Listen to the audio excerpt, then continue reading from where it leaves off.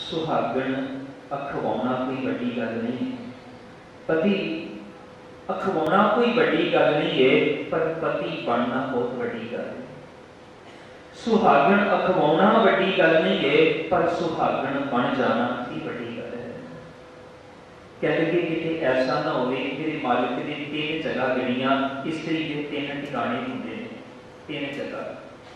एक सौहरियां का घर, एक ओदा अपना पेकियां का घर,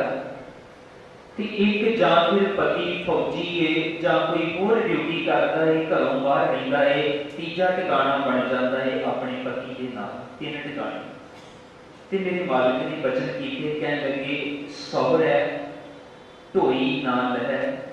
सौहरे घर दे विच तैनूं ढोई कोई नहीं, पेईए ना ही खाओ, पेके भी तैनूं घर रख के खुश नहीं है, क्योंकि जे सौहरे घर च ढोई मिल जाए तो पेके भी खुश होंदे ने कि साडा इन्हें नाम रोशन कर दिता। जिन्हें सौहरे घर दे विच सत्कार पा लिया होवे, ओदी जदों पेके जावे अपने ते ओदी आंढी गुआंढी भी कहंदे ने कि बेटी जिहो जिहा घर तैनूं लभा है साडी बच्ची वास्ते भी ऐसा कर लवी, बेटी किते कोई निगाह होवे, पर जिहड़ी सौहरे घर तो नित लड़ी रहे उन्होंने कभी कोई नहीं आखदा कि साडी बच्ची वास्ते भी बेटी। मेरे मालिक ने वचन कीते, कहने लगे ख्याल करी सुहागण ते तूं बन गई है, पर कहने लगे कभी ऐसा ना होवे सौहरै ढोई ना लहै, तेईए ना ही खाओ, कहने लगे तीजी जगह सी तेरा पति, ते फिर वातड़ी ना पुछे, पति भी तेरी बात नहीं पूछता, ते कहने लगे फिर भी तैनूं कोई पूछे कि तू कौन है, ते तू आखे मैं सुहागण है, ते मेरे मालिक ने कहते धन सुहागण गाओ, तू किन्ना दी सुहागण है।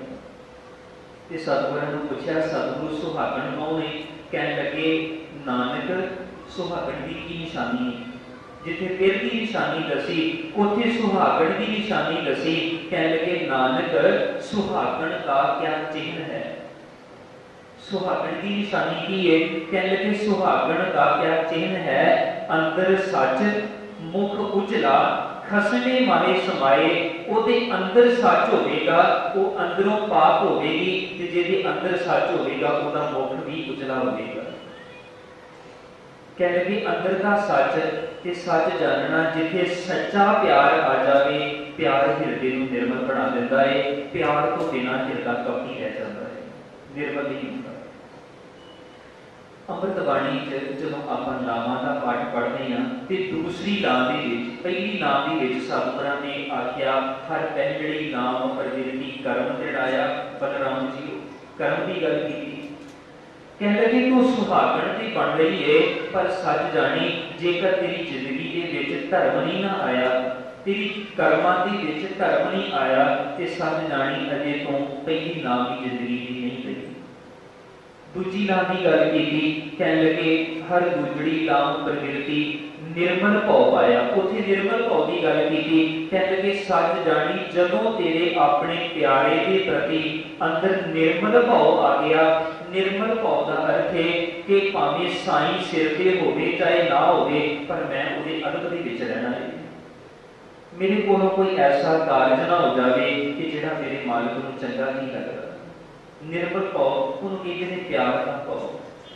सिर कहने लगे जे तेरे अंदर अजे तक निर्मल भाव नहीं आया तो सच जानी अजे दूजी नाम भी तेरी संपूर्ण नहीं हुई।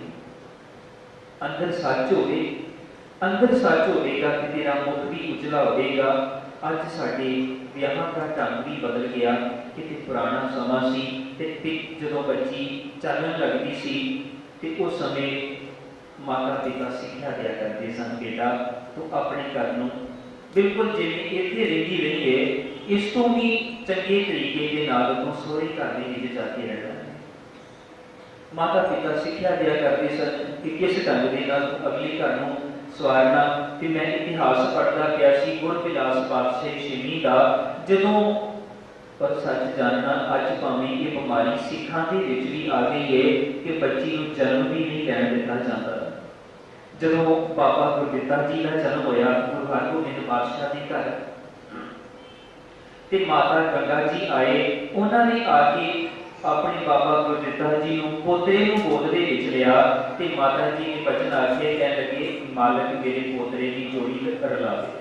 माता दे अंदर दी भावना हुंदी है मेरे पोतरे की जोड़ी रलावे ते गुरु हरगोबिंद पातशाह आए ते कहन लगे मां जी असीस देण लगी है ते एक किरपा कर मां परमात्मा मैनूं एक धी भी दवे तां जो मेरी रिश्त दी मुकम्मलता होवे। सील खान कन्या एक होवे जाते नानी रिश्त एक होवे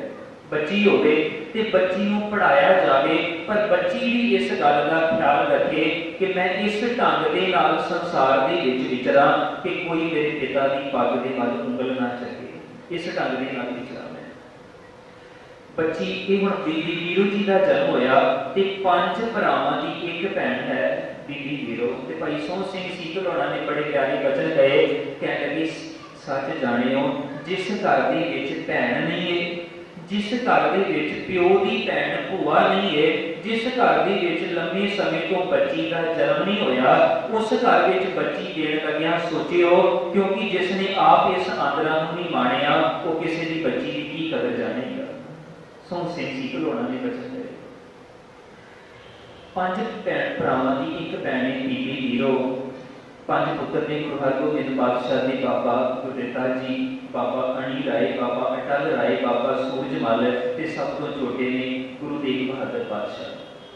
ते जदों बीबी वीरू जी का विआह होया ते डोली चलण लगी गुरु हरगोबिंद पातशाह आए गलवकड़ी दे विच बच्ची नूं लिया ते प्यार दे के सिर ते हाथ रख के कहण लगे बेटा तू बड़ी सियाणी है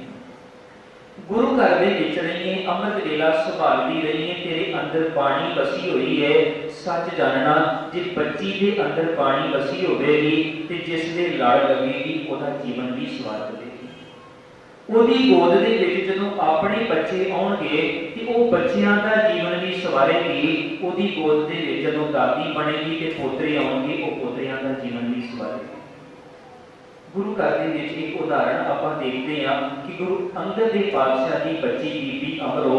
ओदे हिरदे दे विच बाणी बसी है ते 70 साल के बुजुर्ग बाबा अमरदास जी ने उन्हां दी रचना तो बाणी सुनी ते गुरु चरणां दे नाल जुड़ गए जीवन बदल गया।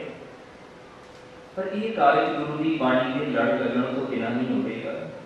सतगुरां दे कोल सतगुरु आए बीबी वीरो दे कोल गलवकड़ी लई उत्थे जिहड़े गुर बिलास पातशाही शेरी दे बचन ले उन्हां बचन बड़े प्यारे गए कहण लगे सुन बीबी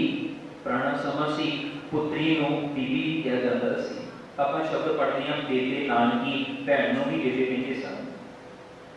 सतगुरां ने बचन आखे कहण लगे सुन बीबी मैं तुझे सुनाऊं पत की महिमा कह तक गाऊं मैं तेरे पति की महिमा किथों तक बयान करा। कहने लगे पत सेवक की सेवा सबली पति गुरु घर का सेवक है गुरु नानक का सिख है तू एदी सेवा करी तेरी सेवा सबली होवे। पत सेवक की सेवा सबली पत बिन और करे सब निफली पति नूं छड्ड के किसी होर दे वल तकना सारा कुछ निफल चला जाएगा यह जीवन का किरदार नहीं होना चाहिए। पद सेवक की सेवा सफली पद बिन और करे सब निकली कह लगे गुरजन की सेवा बहु करनी। गुरजन का अर्थ है कि सौरे परिवार के जिहड़े बड़े ने उन्हां दी सेवा नूं पहल करनी उन्हां दा सत्कार सीखी। गुरजन की सेवा बहु करनी सांस सेवक रिद माहे सुधारनी अपनी सस नूं अपनी मां जानी ओदी सेवा नूं हिरदे विच धारण करनी। जब गुरु हरगोबिंद पातशाह ने बचन गए बीबी गमोदरी जी आए माता ने गल के विच लिया ते गल के विच कहन लगे बेटा सुन पुत्री प्राणन दी प्यारी माता गमोदरी जी सुन पुत्री प्राणन दी प्यारी जिसते बैस पित्या सुखकारी कहन लगे बेटा गल सुन ओ गल ओ सिक्ख्या सुन ला जिहड़ी सिक्ख्या दे नाल तेरा जीवन सुखदाई होवेगा। सुन पुत्री प्राणन दी प्यारी जिसते बैस पित्या सुखकारी कहन लगे प्राप्त है उठ कर मज्जन करियो गुरबाणी को मुख ते रलियो। बेटा तू गुरु रामदास महाराज जी की पड़पोती है गुरु अर्जन देव पातशाह की पोती है ते गुरु हरगोबिंद पातशाह की बेटी है। कोई ये ना आखे कि गुरु की पुत्री सवेरे सूरज चढ़न तक सुती करी अमृत वेले नूं उठ के संभाली ते चौके दे विच पड़े ते तेरी रचना दी गुरु नानक की बाणी होवे। प्राप्य उठकर मज्जन करियो, गुरबाणी को मुख ते रड़ियो, कुल की बात चित मह धरनी, अपनी कुल की गल नूं अपने हिरदे च टकावी, खोटी संगत कभी नहीं करनी, कभी भी माड़ी संगत दे विच नहीं बैठना। सिक्ख्या सी जिहड़ी माता दमोदरी ने ते गुरु हरगोबिंद पातशाह ने इस बच्ची नूं दित्ती। मेरे सतगुरां दी अमृत बाणी ने सिक्ख्या दित्ती, कहण लगे बेटा तूं अज पत्नी अज सुहागण बणी है, पति दे घर दे विच भावें उत्थे है अर्थ अध्यात्मक ने कि जे परमात्मा नूं मिलना है ते तेरा जीवन ऐसा होना चाहिए, पर वो जीवन वो बचन साडे गृहस्थ जीवन दे विच भी सानू गाइडेंस दे रहे हैं, साडी अगवाई करते पए ने। मेरे मालिक ने बचन आके कहण लगे माता पिता के घर दे विच भावें महल हो सकदे ने, भावें सोने के भांडियां दे विच तूं खांदी होवेगी, पर जेकर पति के घर दे विच तैनूं रूखी रोटी मिल गई है ते इहनूं भी खिड़े मत्थे प्रवान कर रहा है। उत्थे पलंग नवारी हो सकते हैं, पर पति के घर दे विच जे भुंजे भी सौना पै गया ते उन्हों भी प्रवान कर लै। उत्थे भावें रब नूं रिझाउण दी गल है, पर इस्त्री रूप दे विच मेरे मालिक ने सुहागण नूं सेध दित्ती। कहण लगे रूखो भोजन, रुखा मिसा भोजन, भूम सैन सखी, प्रिय संग सुख विहात, तां तू मालिक दे नाल सुख दा आनंद माण सकेंगी। जेकर कहण लगे भावें कुछ भी ना होवे, मेरा पति मेरे कोल होवे ते मैं खुश रवांगी, पर जेकर पति कोल नहीं है ते महल्ला ते सुंदर रेशम दे कपड़ियां नूं भी मैं की करना है। उत्थे बच्चे ये भी कह दिता, जिथे ये कहा कि रूखो भोजन भूम सैन सखी, प्रिय संग सुख विहात, उत्थे कहंदे ने धनी भी होना पाट पटंबर भारी सेती जाले। पति तेरे कोल नहीं है ते तू अपने आप नूं सुहागण कहनी है, रेशम दे कपड़ियां नूं अग ला दे। जेकर पति तेरा दूर चला गया, कहने लगे जे पति कोल नहीं ते रेशम दे कपड़े की करने ने, ते दूजे पासे कहने लगे धूड़ी विच लुड़ंदरी सोहा नानक तै सह नाले, जिन्हां दे कोल पति वसदा है मैनूं उन्हां दे चरनां दी चरण धूड़ बख्शिश कर दे। एक वचन को साझा करा, पत्नी ते पति के फर्ज ते दूसरे वचन इन्हां दी आपसी सांझ। संखेप दे विच मैं अर्ज करके कुछ शब्दां च समाप्ति वधाउणा है। सतगुरां ने वचन क्या कहण लगे, इकट्ठे बैठ के रोटी खाण दा नाम पति पत्नी नहीं है।